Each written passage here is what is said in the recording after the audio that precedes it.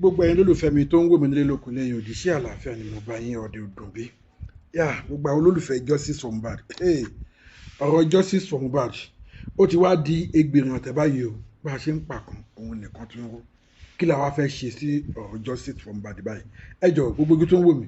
Ṣé information tí mo mú wá fún yìí mo fẹ́ kẹ́ bá mi share ẹ jọ̀ọ́. Mo ṣe máa ẹ kúkú mọ̀ pé mo ṣe máa ń bẹ̀ yín náà nìyẹn. Ẹ bá mi share information yìí kó go viral. Ẹ jọ̀ọ́ ẹ bá mi share fún ẹni tó yẹ pé gbà àkọ́kọ́ lélẹ̀ tẹ́ ẹ come across Ẹlẹ́yẹlé Global TV ẹ bá mi subscribe sí Ẹlẹ́yẹlé Global TV. Ẹ sáré gbogbo àwọn èèyàn bọ̀ ṣe ń subscribe. Ilé Aláyọ̀ ní platform tiwa yìí ẹ̀yin náà ẹ join ní Ilé Aláyọ̀ kájọ máa jẹ ìgbádùn yìí lọ. Tẹ́ bá gbọ́ information yìí tán kẹ́yìn náà wá fi èrò ọkàn tiyín náà kí wá fi hàn lábẹ́ comment section bí ó bá ṣe rí lọ́kàn títí yín kẹ́ ẹ fi hàn ní abẹ́ comment section. Ẹ gbọ́ ṣó possible ṣá kí òun mi máa sọ fún bàbá Mohbad pé bàbá Mohbad ò lẹ́nu ń bẹ̀ bàbá Mohbad ò lẹ́nu lórí ọ̀rọ̀ justice tí bàbá Mohbad bá dé court ṣé wọ́n lè sọ̀rọ̀ ni kí ni nǹkan tí wọ́n fẹ́ sọ kó máa bu ẹnu àtẹ́lu lọ́ọ̀yà bàbá Mohbad ṣe rí i pé ọ̀rọ̀ justice yìí ọlọ́run ṣe rí ọlọ́run ṣe ìlú wa ní ìlú tó dáa ọlọ́run ṣe ìlú Nàìjíríà ní ìlú tó máa rí ti mẹ̀kúnnù tó máa jà fún ti mẹ̀kúnnù tí abẹ́rẹ́ máa gún mẹ̀kúnnù lára báyìí tó máa dàbẹ́ ní pé àwọn ni abẹ́rẹ́ yẹn gún kọ́lọ́n bá wa ṣe Nàìjíríà bẹ́ẹ̀ bá a kúkú ṣe ń sọ yìí náà báwa kan ṣe ń gbé sókè pé kó lè dáa bẹ́ẹ̀ náà àwọn kan ń jà wálẹ̀ pé kó lè bàjẹ́ tó bá dé ìyà a máa bú president ẹ jọ̀ọ́ ṣé president náà ló tún ń ṣe eléyìí bàbá kan dẹ̀ máa ń sọ ó ní tí Nàìjíríà bá máa dà ó ní ká kọ́kọ́ bẹ̀rẹ̀ láti inú ilé ẹnì kọ̀ọ̀kan president ò ṣe gbá president ò ṣàwó president ò ṣe kúkọ́ bá a sásùn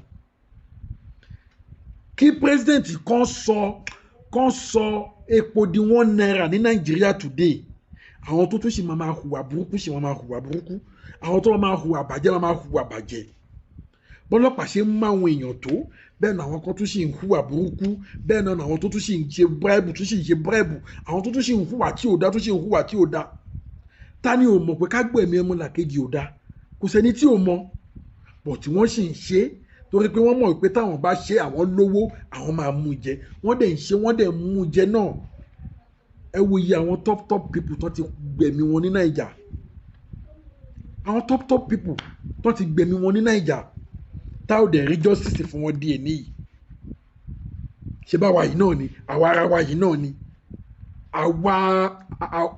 àwa civilian yìí náà ni àwa citizen Nàìjíríà yìí náà ni tó bá yẹ pé a dúró déédéé ká fẹnu kò ká fìmọ̀ ṣọ̀kan ká fight fún ẹ̀tọ́ wa ìjọba náà wò pé yes àwọn people yìí wọ́n mọ nǹkan tó ń jà fún but àwọn tó ń sọ pé à ń jà tá a tún jẹra wa lẹ́sẹ̀ tá a rẹni tó ń jà fún òótọ́ tó ń jà fún right táwọn kan tó ń gún against ẹ̀ àwa ní Nàìjíríà ò dà èmi ò ní bá wọn bu ẹnu àtẹ́lù pé Ọlọ́run jẹ́ kó dà lágbára Ọlọ́run adé kí Nàìjíríà dà òun náà ní gbogbo nǹkan táwọn máa sọ ẹ jọ̀ọ́ mo tún bẹ̀ yín lẹ́ẹ̀kan sí bá mi share fídíò yìí ẹni tó gbà àkọ́kọ́ lélẹ́yìí tẹ́ kọ́ máa kọ́ sí péjì ẹ bá mi subscribe sí Ẹlẹ́yẹlé Global TV ká bá mi share program yìí kó gúfà ẹ wá gbọ́ ẹ máa bá mi ká lọ lórí information tó mo fẹ́ mú wá fún yín.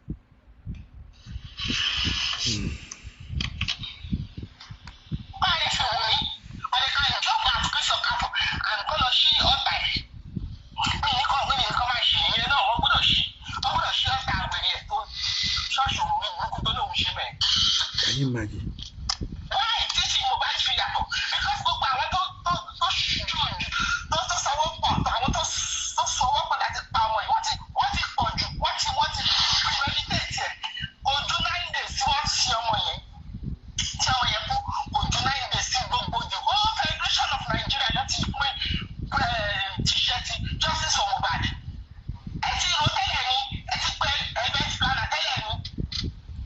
ọ̀rọ̀ yẹn ní pọ́ìntì o ọ̀rọ̀ yẹn ní pọ́ìntì o.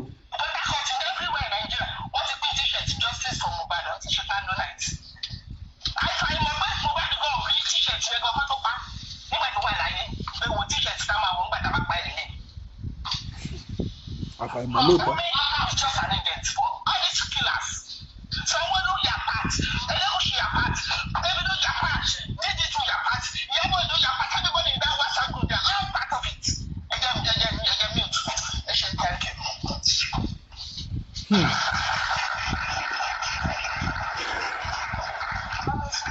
Thank you very much, ma.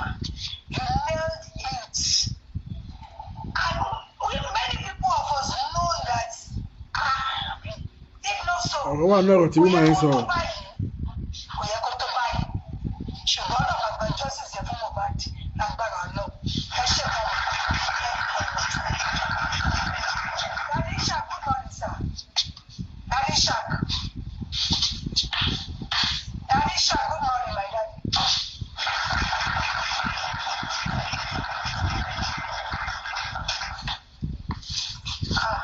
Bóyá wọ́n lè sí níbi fóònù. Bóyá wọ́n sí níbi fóònù. Mommy, come free. Okay, daddy, good morning, sir. Happy New Week, sir. Thank you all, everyone on the platform, the host, the panelists, and everyone listening to the show. It is obvious and known that it's not even the 15 people in the house, the so-called 15 people in the house that we are contesting with. Before now, about sorrow, maybe probably people think we are biased, but the events have confirmed our position that there will be something wrong somewhere in all that is playing out. From the government now confirming that the social media outreach is enough to attract government taking action on the matter. Just like the case of the pastor of Afro.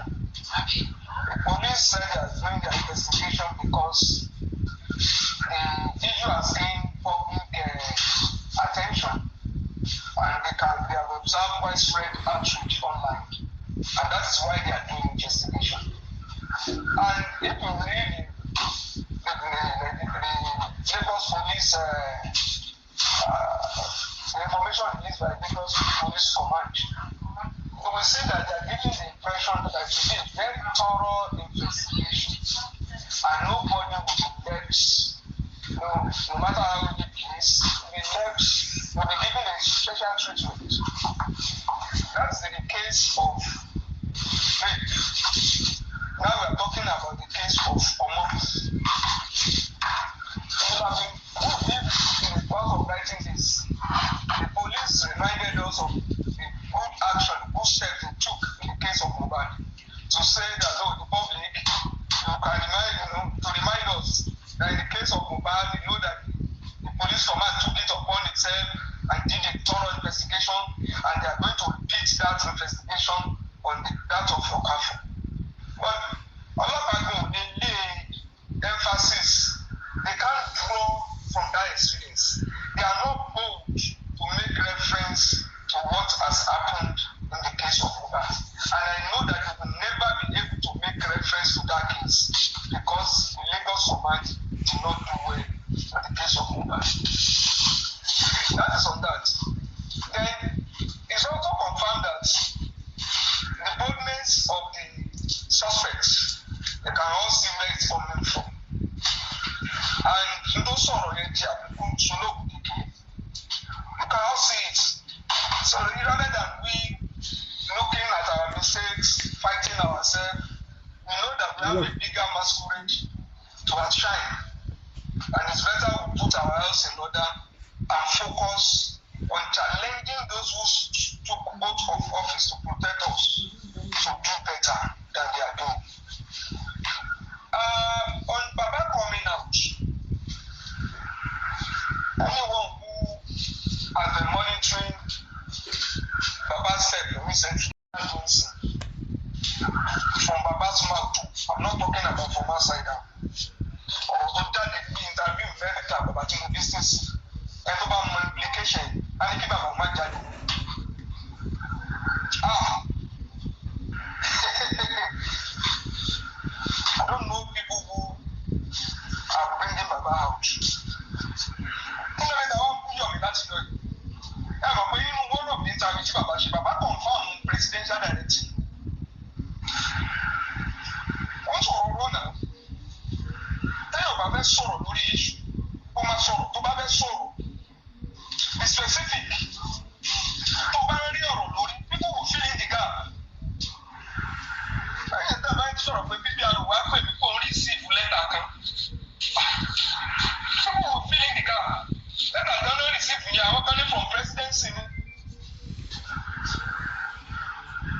because bàbá kọ lẹ́tà fúnra rẹ̀ náà bàbá fúnra ara wọn náà kọ lẹ́tà náà ọ̀tọ̀ ní pé based on lẹ́tà tá a kọ lánàá wọ́n ti give order wọ́n tẹ̀ ti move case yẹn sábùjá ọ̀rọ̀ kan nìyẹn ṣùgbọ́n wọ́n ní wọ́n receive lẹ́tà kan o àwọn kan ti feeling gap wọ́n ní that is the presidential order táwọn ń sọ láti lọ ní bàbá rí sí ṣẹ́fẹ́ sọ pé wọ́n náà ń pa ni. wọ́n ní ọ̀dà yẹn lẹ́tà tó ń gbà yẹn náà ti transfer case yẹn wá sábùjá ṣẹ́fẹ́ sọ pé àwọn yẹn ń parọ́ sí. so tí bàbá bá fẹ́ jáde sọ̀rọ̀ kí náà fẹ́ sọ kí náà fẹ́ fi àjíf kí náà fẹ́ fi ọ̀rọ̀ yẹn sùn. wọ́n á ti critical stage bàbá wọ́n lè ti bàbá jáde o tó yẹ bẹ́ẹ̀ ní bàbá tí bàbá ó sọ wípé òun ti ẹ̀mú ẹjọ́ tó mú un kú náà fún wa mẹ́ẹ̀kẹ́ tó níbi táwọn because the way things are being managed it's a critical stage o ọmọ tẹ̀yìn sọ fún máa bẹ̀rù ṣé bẹ́ẹ̀ ló ń pe lọ́ọ̀yà tá a gbà ń sìn pé ayélujára lọ́ọ̀yà. Can you imagine? Can you imagine that? ayélujára lọ́ọ̀yà ni lọ́ọ̀yà tá a gbà ń sìn pé kó máa parọ́ fún wa lọ pé ká máa win ní orí TikTok pé tí bàbá bá dé kóòtù pé wọ́n tó bẹ́ẹ̀ láti sọ̀rọ̀. Can you imagine? Ṣé ń gbọ́? wọ́n tó bẹ́ẹ̀ láti ẹ tó ń gbẹ́rù yẹn wá fún mi tó ní confidence irú yẹn ṣé là ní radical lawyer. Ẹ wo bí Wunmi ṣe ń challenge Ọba Mohbad. Ó ti gbéná wojú Ọba Mohbad. Èsì tí Ọba Mohbad ó ṣe. And with the establishment backing, they can twist any narrative. They can easily manipulate things. Ìgbà yẹn la fi ń pariwo wípé ọ̀rọ̀ Mohbad ẹ bá ti ń bá ìjọba jà ó ti kú òní sobe ó ti kú lọ́rọ̀ àdúrà ó ti dọ̀rọ̀ abiyamọ tó lè neutralize nìyẹn. Ọ̀hún tèmi dẹ̀ ń gbọ́ yòó kò ní ìfẹ́ ti kankan. Ṣé lẹ́yìn ìyá ẹ̀ sùn ọ̀já yín tí wọ́n ń gbọ́ ibi tí gọ́ọ̀mẹ̀ntì bẹ́ẹ̀ wú ohun ní dé kò ṣe kékeré. But nígbà tá a bá fi one or two things neutralize force tó ti yẹ kí force ti máa wá a ó lè sọ. Interview dey fit set up interview dey yóò béèrè ọ̀rọ̀ kan tó jẹ́ pé if you are not prepared ọ̀tọ̀ láǹkó tó máa sọ̀rọ̀ lọ. Interview ó ti wà dangerous.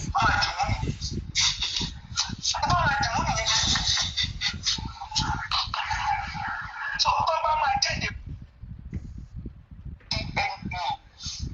lọ́ọ̀yà òyìnbó kọ́ la fẹ́ ṣe o èèyàn kan sọ̀rọ̀ bẹ́ẹ̀ ti pé káwọn yẹn ti ẹ̀gbọ́n wájú kóòtù yẹn lóye if need be let the authority know àlẹ́ ẹ̀ cheat ẹ̀ lórí ọ̀rọ̀ DNA náà family matter ni o à ń ṣe family member o ṣùgbọ́n tí wọ́n ń sọ ń ta téèyàn ń sọ wípé tí bàbá yẹn bá wà ní ẹjọ́ wọ́n ní kò tó bẹ́ẹ̀ láti wá sọ̀rọ̀ ẹ sọ fún wọn ní ìyá mi is in charge bàbá yóò sọ fún mi pé he is not in charge ó sọ pẹ̀lú boldness ni ó ní bàbá ò sọ fún yín ni pé tó ń sọ ń ta ó yàtọ̀ sí tó ń sọ nílé ṣé wọ́n intimidate ẹ̀yẹ ẹ̀jọ́ ni. Ṣé ń gbọ́?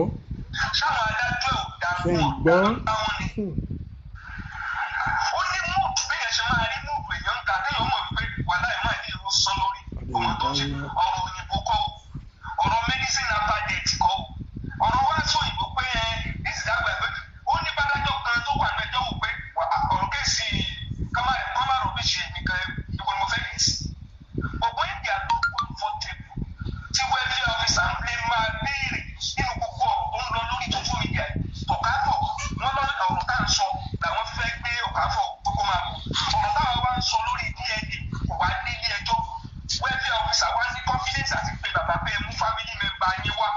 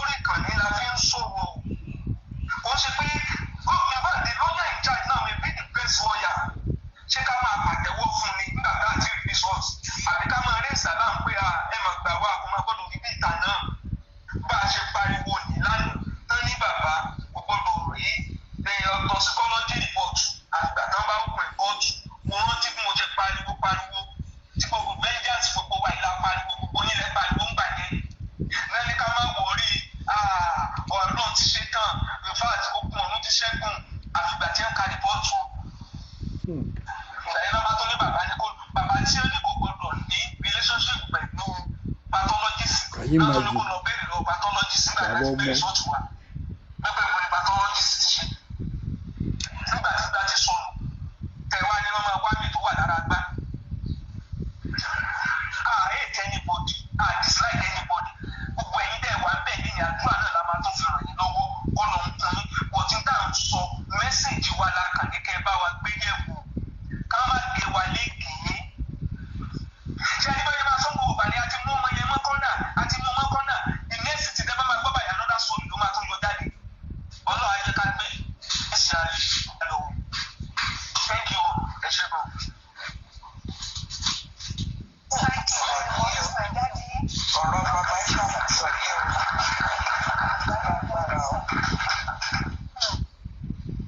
Wọ́n tún di pọ́ìntì gidi nínú gbogbo tí dáàdì sọ láàárọ̀. Ọ̀rọ̀ gidi ló sọ o. Ọ̀rọ̀ wàhálà ni o. lọ́pọ̀ sísè.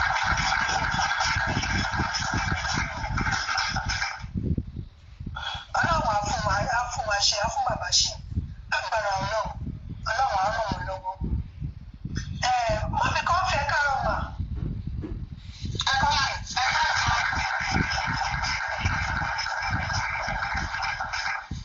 Everybody,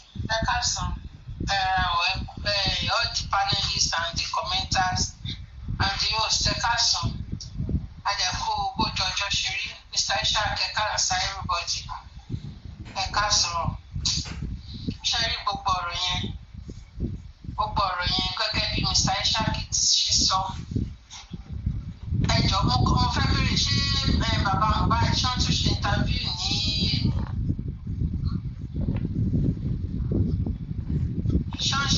lẹ́yìn ni?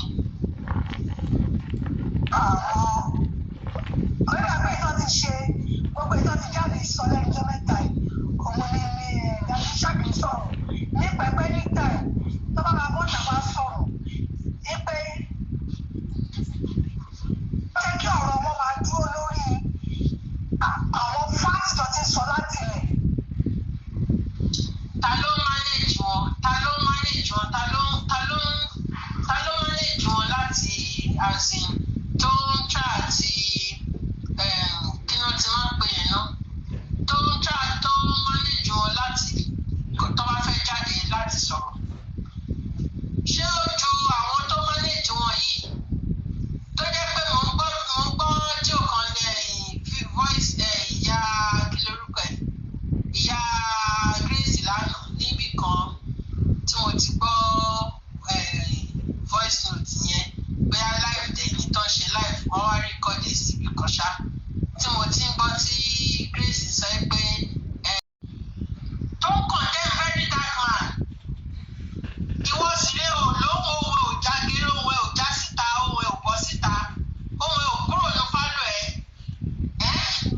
Don't condemn máa yẹn àbí bọ̀bọ̀ yẹn jàre tó sọ pé ṣèbí lọ́yẹ̀ ó ti sá fílẹ̀ ó ti fílẹ̀ pé very dark man kò ní nǹkan kò ní anything tó lè ṣe kò ní pààtì kankan pé ṣèbí lọ́yẹ̀ ló ti sá fílẹ̀ yẹn. Nǹkan tẹ́yìn ò lè ṣe tẹ́lòmíì ṣe tó fi ń gbóhùn bàbá tó fi ń gbóhùn máa yẹn. Torí mò ń gbọ́dọ̀ pé mọ́mí mọ́lẹ̀ ní pé kí kọ́ padà lọ sọ́dọ̀ Brekete padà lọ sọ́dọ̀ very dark man. It's a very good idea. Gbogbo àwọn tó wà òkè ṣé mọ́mí mọ́lẹ̀ ṣé ilé wà wà lẹ́gbàá bàbá ẹ̀yìn ilẹ̀ ń bá bàbá ọ̀bá ti sọ̀rọ̀ sí báyìí.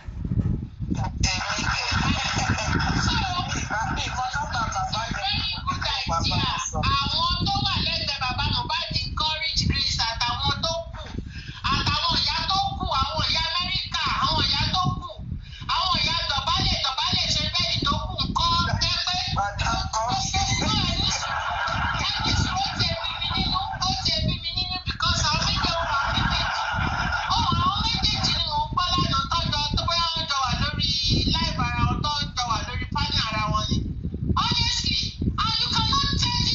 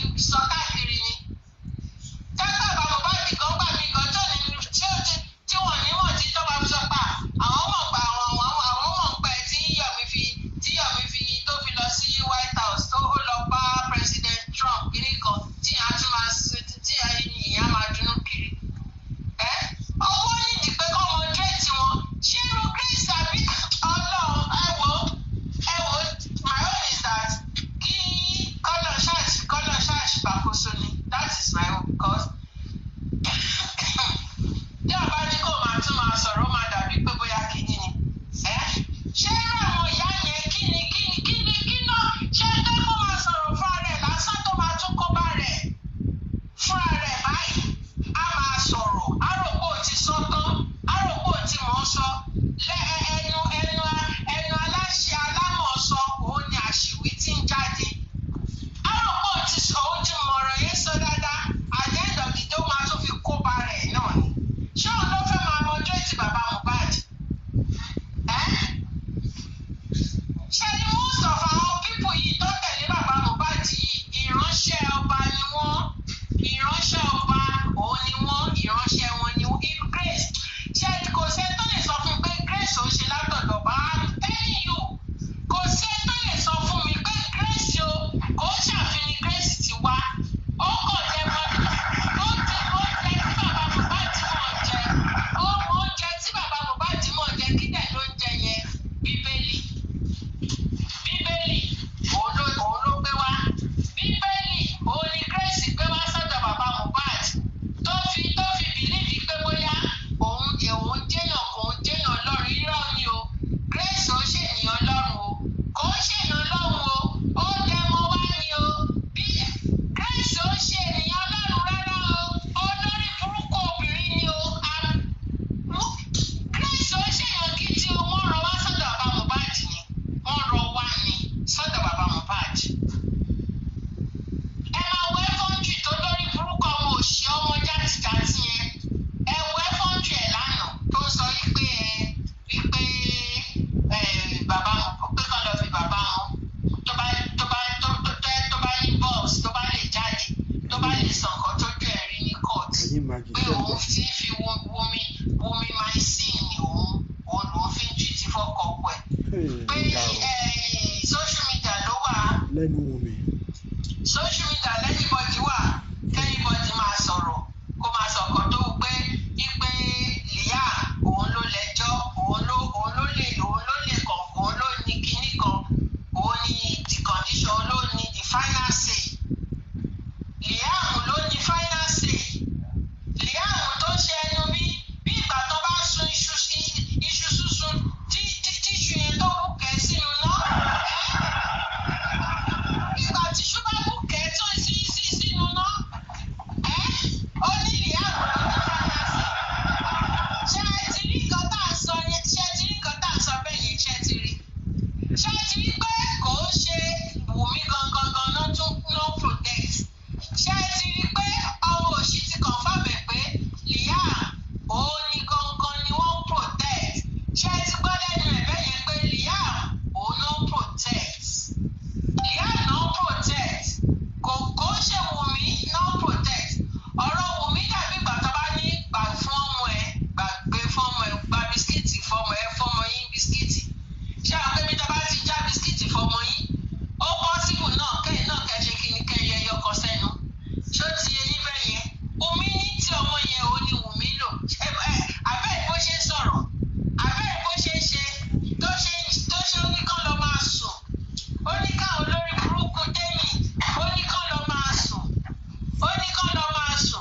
ọmọ tó dàbí kan tó fi nu wọ́ ó wọ oríṣiríṣi fọ́ọ̀mù yẹn ó wọ kùsì ó wọ kí ló wọ̀ fún tọ́kì dìsáínà wo ló wọ̀ fún kò yọ lára ọmọ yẹn lébẹ̀ nìkan la máa rí ó lóun ló dìtámì ìgbésí ayé bàbá Mohbad pé ní court sí kí bàbá Mohbad kó bọ́ sí court bóyá ó lè máa sọ gbogbo nǹkan tó sọ ó lè máa sọ ní court ó sọ fún agbó àwọn làwọn ní court ó láwọn làwọn ní court lọ́mọ olórí burúkú yẹn ó láwọn làwọn ní court anyway nǹkan tí máa yẹn tí Ògúngbè tó sì kọ ó sì bá mi lára mu ná bọ̀ṣẹ́ rí olórí burúkú Saheed Shittu tábà wí bàbá Mohbad á ní ẹfílẹ̀ o òun lọ́ọ̀yà òun ni o ẹfílẹ̀ òun ṣiṣẹ́ iṣẹ́ ẹ̀ bá àwọn lára mu ṣèbá àti ríṣẹ́ yẹn sìn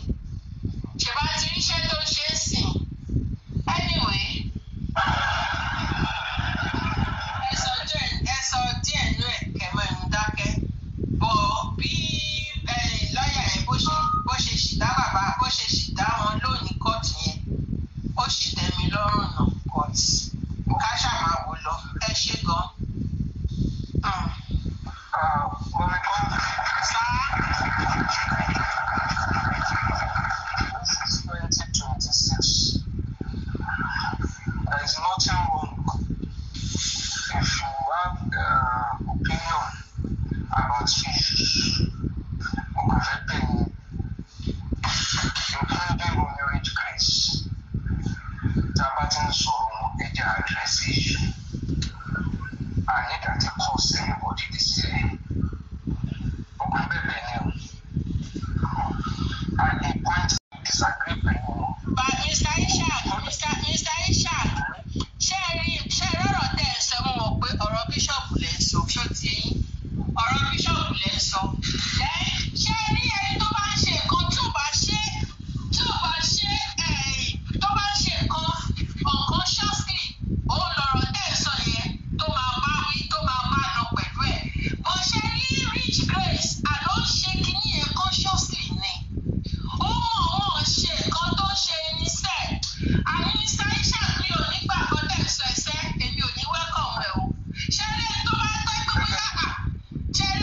pé bóyá ignorance ṣe mọ̀ èèyàn kúkú kí mọ̀ dàbí èmi gan nígbà míì bá sọ nǹkan míì bá wọn yàn sọ gbára o kíní kan o irọ́ o kíní tó bá ṣàlàyé á wá yé mi náà á ṣẹ̀ṣẹ̀ wá yé mi irú nǹkan bẹ́ẹ̀ yẹn sì èèyàn òun ni ọ̀rọ̀ tẹ̀ sọ yìí tó bá wí tó lọ pẹ̀lú ẹ̀ but ẹni tó ń ṣe nǹkan deliberately Mr. Ishaq irọ́ o àní wickedness from the highest order òun ni Rich Grace ṣe woman yìí wicked ṣé òkè ṣe máa sọ pé woman yóò mọ̀ wípé very dark man òun ló bring baba Mohbad to the limelight òun ló bring justice yìí again to the limelight òun ló jẹ́ kí gbogbo àwọn tó bú baba Mohbad òun ló jẹ́ kí wọ́n soft better irọ́ o this is wicked this is witchcraft eléyìí o baba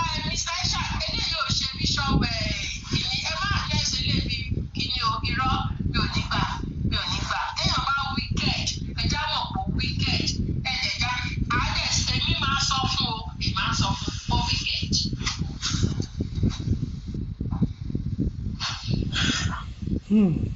ọ̀rẹ́ o.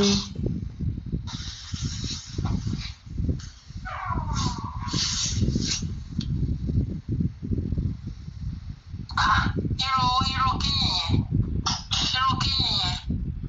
This woman is wicked, honestly, naturally wicked.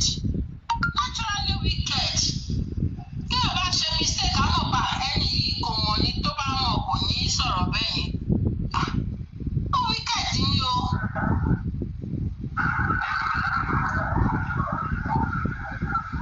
Tí ohun wa tàbí ń sọ̀rọ̀ gbà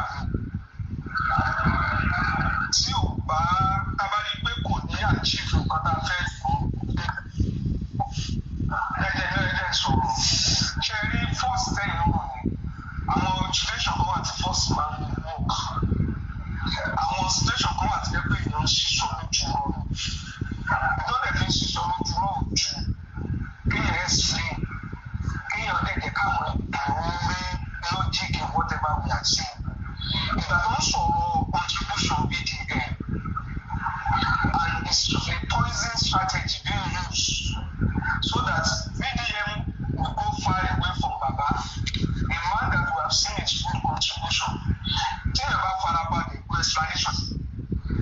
For some people tó jẹ́ pé along the line tó bá ti ń gbọ́ olórí burúkú ayé máa bàjẹ́ kíní kan they will think we have personal issues and that is why we are talking. Some people who are to them they block their ears when they just see violence. Message tí mo mi confident pass ṣe pass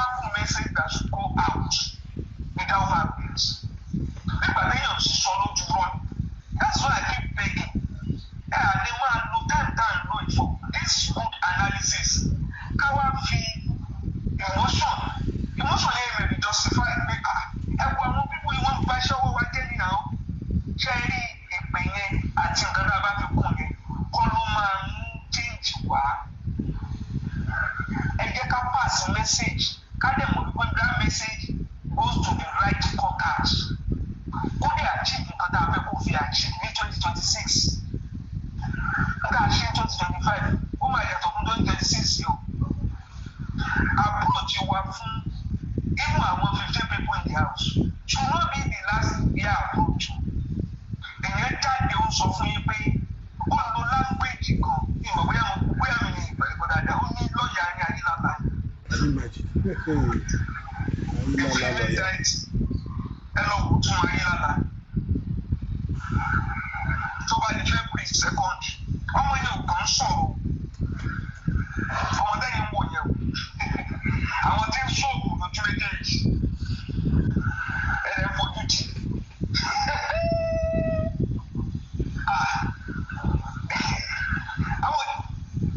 But only confidence to chat against it. Don't be lawyer that I'm going to be lawyer can't attack. We have that essential.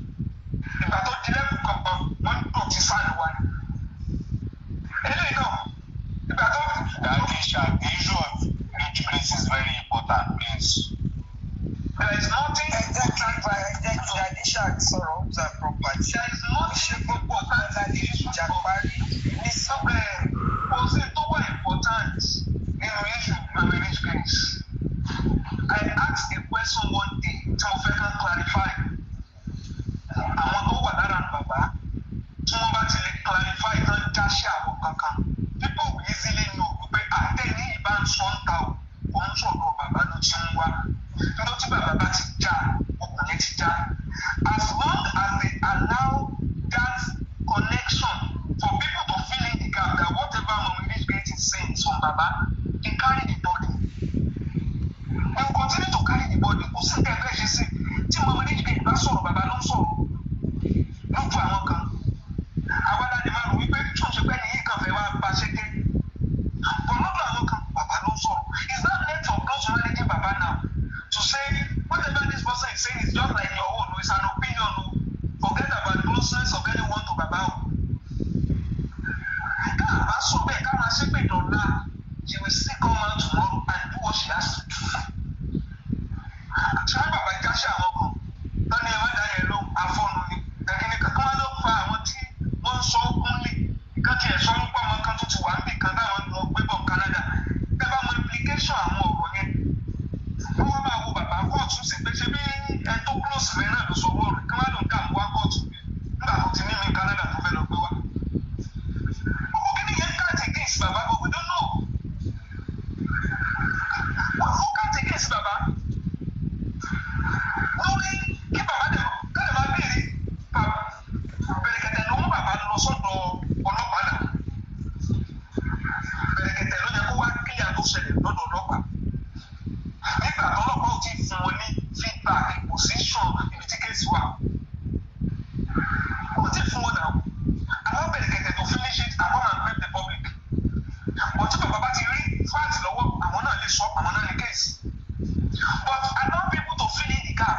Mo sọ pé it depends on how they manage. It's not as if they are not doing well. They will not know the implication of all these things. Káwọn kan fẹ́ lò. They will use it. They will use it. And they will use it against him. And this is a critical time. Tó bá jù sí lọ́wọ́ bí tó ti ń sọ̀rọ̀ sí pé bàbá báwo lè ṣe fẹ́ ibi tí ọ̀rọ̀ díẹ̀ yìí against him. Ibi tí bàbá bá sọ yẹn, they will use it against him. Pé ṣe bóun náà ló sọ ní mídíà, bóun rẹ̀ ti fi ń kọ̀ báyìí. Ṣàlẹ́ sọ pé kò sọmọ ni. Táwọn lè ti mọ plan. Wọ́n kàn mọ́mọ́ wá bí ìrẹ́ pẹ́sàn yẹn ó kún lè. Tí bàbá lè jagun bẹ̀. Àtàn tí wọ́n fi fi ní gáàpù ní ẹjọ́ nìyẹn náà. Pé imagine this man that granted it that yesterday o and that's the position we presented in court we still kick against it. Àwọn àdàbí pé bàbá kan ó kàn move round without direction. Mo sọ pé tó bá fẹ́ sọ̀rọ̀ nobody can guide him not to talk. Ọ̀kan mọ tó fẹ́ sọ. Tí wọ́n bá rí àwa tá à ń sọ̀rọ̀ tó jẹ́ pọ̀rọ̀ tá à ń sọ, ó wà fẹ́ ti ibi tó ń gbé kéèsì lọ.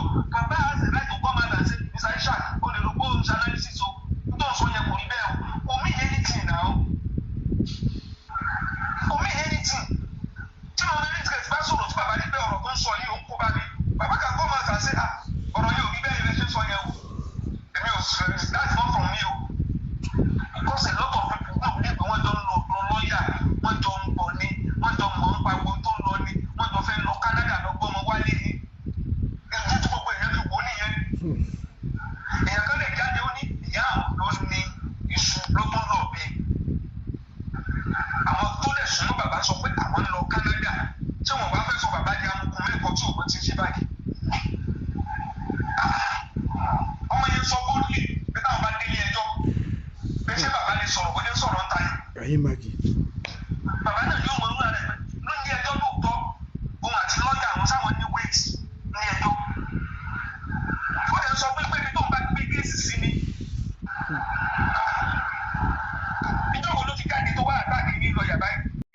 Gani Ayélálá. Tó orúkọ tó ń dùn yẹn gbọ́ tún ẹ̀ nígbà tó bá ní fẹ́ bù ẹja àti àfarabalẹ̀ ọlọ́run ṣàánú wa. Ọba ètò àwọn ọmọ tó mọ Ayélálá. Ìjà wọn máa fi parí bí ẹ̀. Lọ́jíìkì ìṣó lọ́jíìkì ló yẹ kẹ́ gbé dání kẹ́ máa gbá mọ́ àwọn ẹ̀ tí ò bá ti fẹ́ gbọ́rọ̀ lórí ìṣó lọ́jíìkì. Like your explanation today on the importance of VDM, ta ló fẹ́ gbọ́ tí ò ní yé, ó máa yé wa. Bọ̀ tó bá ti di bá yé máa bàjẹ́ ni, ó máa ṣòfò ní àwọn èèyàn bìlí pé mọ́kàn àwọn ilé kan fẹ́ bára wọn jà. Ẹ jọ ẹ̀bẹ̀ ni mo bẹ̀rẹ̀ ẹjọ́ ẹ máa bínú ìdáná. Thank you. God bless you.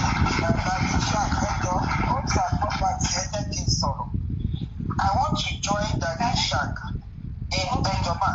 I want to join Daddy Shark in Gideon with Madam Coffee. I like Madam Coffee so much. And mo máa ń rí wọn gẹ́gẹ́ bí aṣíwájú dáadáa.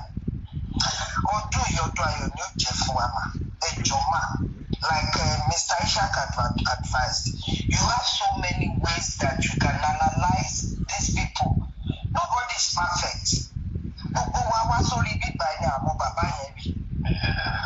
Bí Madam Coffee ṣe jẹ́ sí bàbá ni Mobilish ṣe jẹ́, ní every other one ṣe jẹ́. So there is no monopoly pé èmi mo fẹ́ di bàbá mú. So Madam Coffee, even as at now, they can still continue to hold bàbá and tell bàbá pé tí mo gbọ́ kí lẹ fẹ́ ṣe. Because with what Madam Coffee has said lórí ọ̀rọ̀ GDM, I still stand on it. Àti delegate. This is the way Baba can create awareness. And these are the ways tí Baba fi lè rí more support. Ẹ wo gbà tí Baba ti lọ sọ́dọ̀ VDM, ẹ wo nǹkan tó jẹ́ ìdílé ayé bàbá yẹn. Kì í ṣe pé VDM ní nǹkan kan tó lè ṣe fún wọn, but that awareness lásán ó jẹ́ kí so many people change. Ṣé bí lẹ́yìn ìgbà náà ni Monaiza náà dé? Ló náà bẹ̀rẹ̀ sí join wa ló bẹ̀rẹ̀ sí analyze. So I cannot see anybody káwa máa sọ fún bàbá pé ẹ má lọ́dọ̀ VDM kò sí nǹkan tó fẹ́ ṣe fún yín, ẹ má lọ́dọ̀ Bẹ̀rẹ̀kẹ̀tẹ̀ kò sí nǹkan tó fẹ́ ṣe fún yín. Àwọn tó ń sọ yẹn kí ni population platform wọn? Kí ni nǹkan tí wọ́n lè ṣe fún bàbá yẹn? So but there are so many ways téèyàn fi lè gbé ọ̀rọ̀ kalẹ̀ like Mr. Ishaka said. Gẹ́gẹ́ bí ọ̀rọ̀ ọmọdé tèmi àtàgbà tèmi lèmi ṣe ń sọ. There are so many logical ways tí Madam Coffee fi máa sọ. Ọdún 2026 Madam Coffee, ọpọlọ yìí ò ní kú, ọpọlọ tọ́lọ́ ti fún yín, ìmọ̀ tọ́lọ́ ti fún yín, ó máa lọ síwájú ni. Bẹ́ẹ̀ dẹ̀ ṣe ń kó wa pọ̀ yìí, ẹ máa kó wa pọ̀ dáadáa ni. Gbogbo wa jọ bẹ̀rẹ̀ dáadáa ni, lágbára Ọlọ́run ẹ̀ ní ṣíṣe ẹ̀ ní ṣìsọ. Ẹ jọ̀ọ́ mà, I just want to know what is. Àwọn alágbọ́ yẹn ẹ jọ̀ọ́ ẹ jẹ́ ká ṣí ẹ fídíò yìí kó gún fẹ́ràn. Fẹ́yìn tó yẹ gbígbà ọkọ nílé ìtẹ́kọ́ máa pọ̀ sí péjì ẹ subscribe sílẹ̀ ní Global TV. Wọ́n á fẹ́ kẹ́ ẹ fi ọkàn yín hàn lábẹ́ comment section lórí ọ̀rọ̀ tí wọ́n ní Wùnmí sọ. Kí lẹ́yìn ti rí sí ẹ fi ọkàn yín hàn lábẹ́ comment section. Mo tún padà bọ̀ ire o.